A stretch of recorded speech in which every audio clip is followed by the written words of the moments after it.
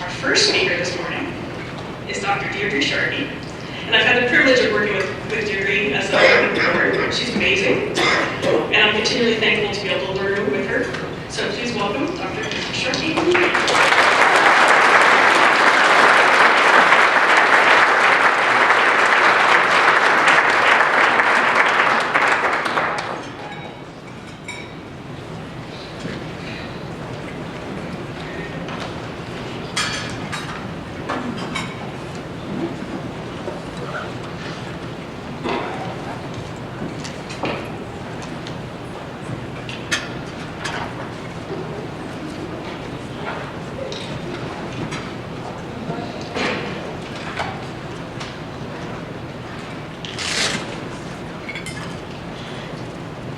Teachers must believe their students can experience a future that is full of hope, promise, and potential, or they should quite simply not teach our children. Before I share my beliefs about this book, I want everyone to take a minute to think about what you believe.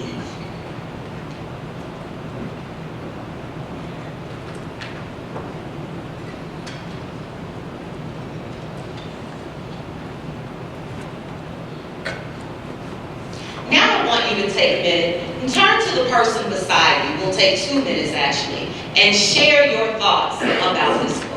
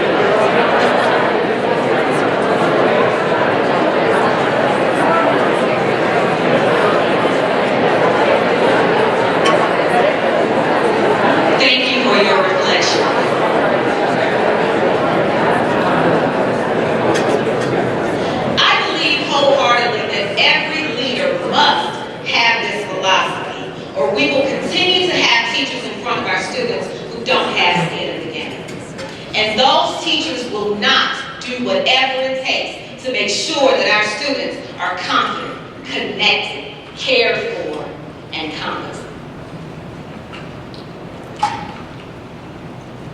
I am fiercely committed to building communities, to developing the major resource of the community, which is the children, and giving them the skills they need to understand the system that was created to ensure that they never reach their full potential.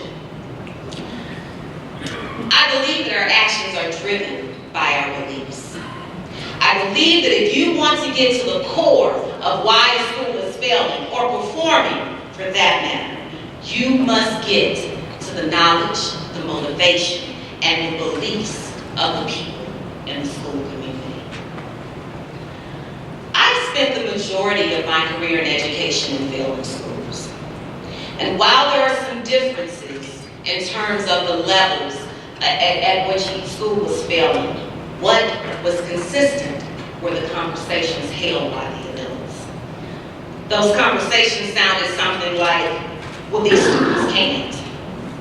These expectations are unrealistic. If we're going to do this, we need more resources. This work won't work with these kids. In response to these conversations, what I saw was leaders scrambling to provide more resources, but there were never any hard, courageous conversations that challenged the "these can't" and "it can't be done" statements. And what I observed was that there may have been minimal school improvements, but there was never any significant school reform realized. In fact, the minimal improvements were never consistent from year to year. These observations led me to spend time as a leader observing and having conversations with teachers, both individual and group conversations. And I was able to assess for each faculty member, who are they? What do they say they believe? And what are the actions that confirm what they believe? I place each of my faculty members in what I call knowledge actions and belief zone. Essentially, zone 1 were my trailblazers. They were the teachers who were knowledgeable, but they wanted to continue to learn. They were eager to implement everything that we worked together in the classroom. They believed that what they did in the classroom had an impact on student success. They believed in our students' innate ability to learn. They were committed to reframing our students' self-image from at risk for failure to at promise for success. Zone 2 teachers were equally valuable. They were developing in terms of their pedagogical knowledge and skill, but they were very masterful in building relationships with our students. They wanted to learn more. They also believed that what they did in the classroom had an impact. Zone 3 teachers were my reluctant and resistant teachers. They had limited craftsmanship and a fixed mindset. They were not willing to learn any new information because they didn't believe that what they did in the classroom had more of an impact on students than those factors of poverty and race and student motivation. And finally, my Zone 4 teachers, they were knowledgeable and they were smart. But when we teach kids from poverty, smart is not enough. These teachers did not believe that our students could perform. And they spent more time giving excuses as to why our students couldn't perform. And none of those excuses were related to their instruction and practice. So if we go back to the original quote, those teachers who didn't believe that our students were full of hope, promise, and potential were already mentally disconnected from the work, but they soon disconnected themselves physically from the campus. I served as the principal of one of Houston's most challenging middle schools. And the 20 years prior to my arrival, the school met academic standard twice.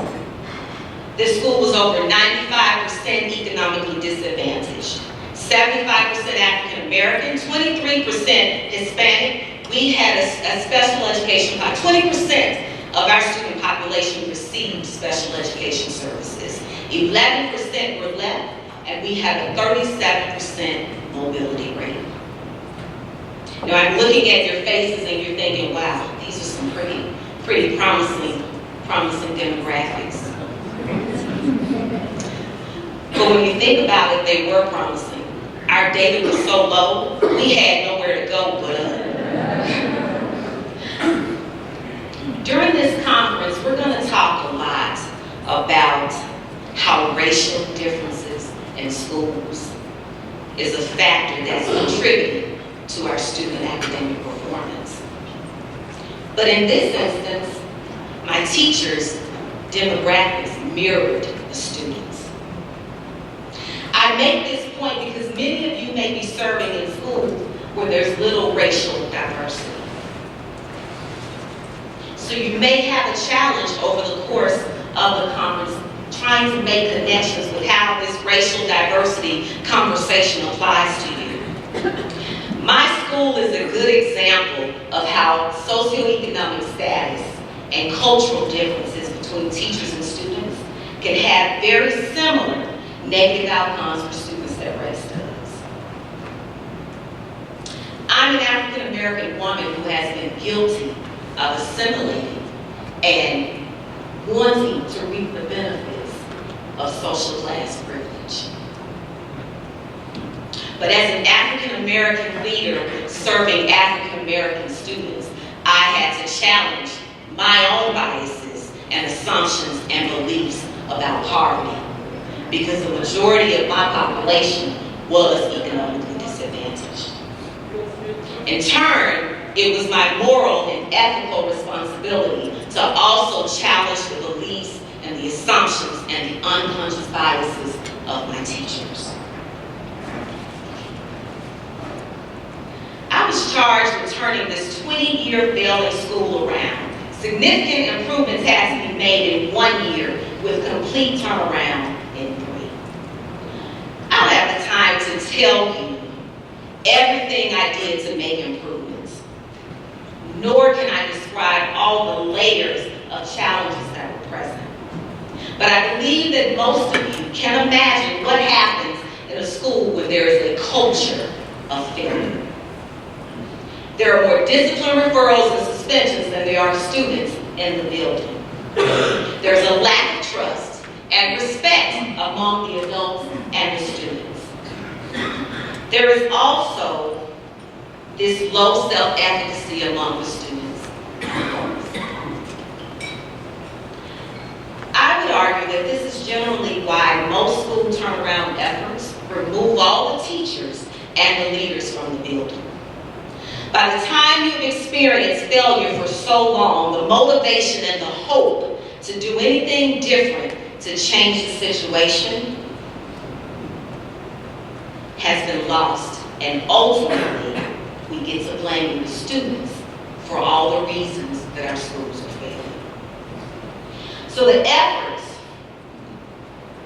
of restoring hope and building trust and building on self-esteem have to be focused on everyone in the school community, because we forget every time a student experiences failure, an adult also experiences failure.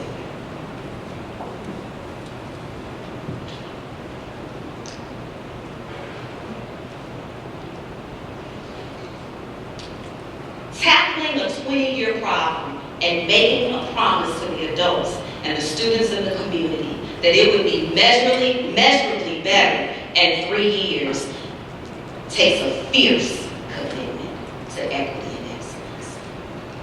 I made the promise to the parents that if you would give me 3 years, your child would no longer have to be bused to another school out of the community to receive a quality education. I was committed to ensuring that the work done at that middle school was going to be the instigators for others to get on board with rebuilding that community. I believe that is how we get to equity and excellence for all kids. When we remove students from their neighborhood schools and send them to other schools, it may save a few students. But what about the other 80 or 90% of the schools who are still there? How do we get to equity and excellence for them? It's about instilling in our students that they have what it takes to rebuild their communities. We can't send a message that they need to leave their communities. Fierce commitment is having a cause. It's having courage. It's the willingness to be uncomfortable. It is the act of drawing your line in the sand and standing firm behind that line at all costs because it's the right thing to do for kids. By the end of year 1, discipline referrals were down 45% and attendance was up to 95% overall. By the end of year 2, we became a state of Texas designated STEM academy, and our students who received special education services were fully included and performing in the general education classrooms. Our teachers went from working in isolation to working in real learning communities. And by the end of year 3, we offered 7 courses for high school credit. We went from being the lowest performing middle school in the district to the top quarter. We spent a lot of time learning and planning content, but we spent more time in our transformational learning communities and other professional development focused on our underlying beliefs about our kids. We did role play of classroom dilemmas. We served as thought partners using the equity protocols to constantly push our fixed mindsets and underlying assumptions about poverty and race. And then we were able to share our personal stories about resilience, both the adults and the students in the building. Real school reform isn't and can't be about compliance or doing the next best strategy out there. It's when we realize that every classroom, every hallway, every office space demonstrates that the contributions and the performance of everyone in the building was our core belief that we started to transform the culture of our school. This is about our self-efficacy, our commitment to hard work, and our support for each other, our tenacity to get up when we fell down. It was the resilience to never give up, and it was all about being champions for kids.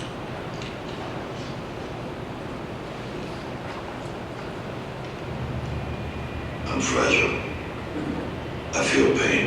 I hurt. I open my eyes. I crave victory. I do not give up. I feel no fear. I fear no man. I create. I conquer. I hold the power. Make a choice. Just decide what it's going to be, who you're going to be, how you're going to do it. Just decide. And then from that point, the universe is going to get out your way. You can't have another bad year. You got to get to the point where enough is enough. It's much easier to come up with excuses why you can't do it. If you do what is easy, your life will be hard. If you do what is easy, complain about your situation and circumstances. You surrender and give up on your dreams. Become depressed and bitter and angry. Anybody can do that. If you do what is easy, your life will be hard. But if you do what is hard, keep coming back again and again and again. Get up dressed every day. Take life on. Taking life by the collar. You say, yes, I will do it. I can do this. And you've said to yourself, I'm willing to face the nose. I'm willing for people to laugh at me. I'm willing to gut this out. I'm willing to make this happen. It's my time. It's possible. It's necessary. It's hard. It's worth it.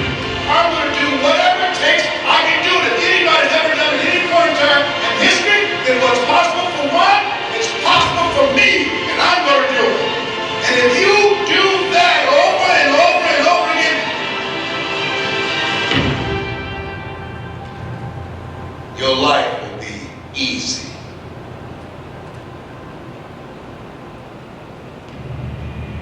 I'm fragile. So I can't say that it got easy, but it certainly got easier. I believe that with fierce commitment, schools have the power to create an environment that supersedes anything else that happens in the lives of children. We exist as their family, their community, and their safe haven because we are one of the things that's constant in their lives.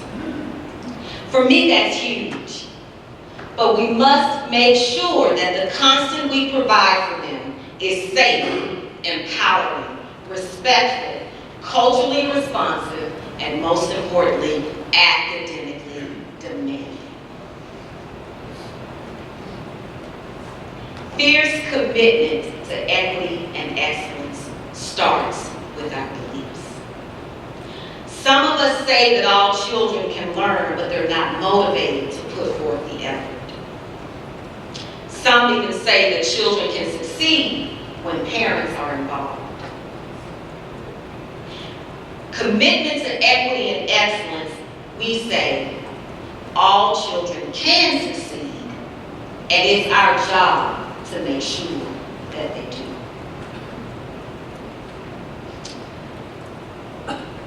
I believe that equitable and excellent schools don't allow students to fall through the cracks because they make sure that it's their responsibility to provide the support and needs to catch them. Regarding fierce commitment to equity and excellence, what do you believe?